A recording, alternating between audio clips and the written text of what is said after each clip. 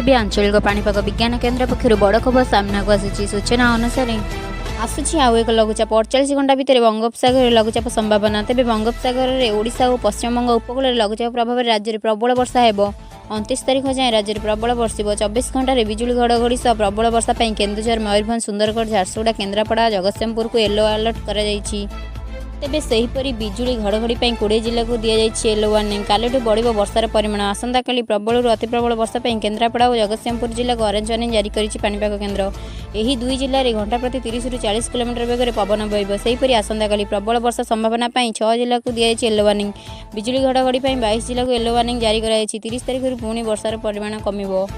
ଆପଣମାନେ ଆଲର୍ଟ ରୁହନ୍ତୁ। ତ ଏହା ଥିଲା ଆଜିର ମୁଖ୍ୟ ଖବର। ଯଦି ଭିଡ଼ିଓଟି ଭଲ ଲାଗିଥାଏ ତାହେଲେ ଭିଡ଼ିଓଟିକୁ ଲାଇକ୍ କରନ୍ତୁ। ଯଦି ଆମ ଚ୍ୟାନେଲରେ ଆପଣ ନୂଆ ଅଛନ୍ତି ତାହେଲେ ଚ୍ୟାନେଲକୁ ସବସ୍କ୍ରାଇବ୍ କରନ୍ତୁ, ଯାହାଫଳରେ ଲାଟେଷ୍ଟ ପାଣିପାଗର ସଠିକ୍ ସୂଚନା ଆପଣ ସର୍ବପ୍ରଥମେ ଜାଣିପାରିବେ।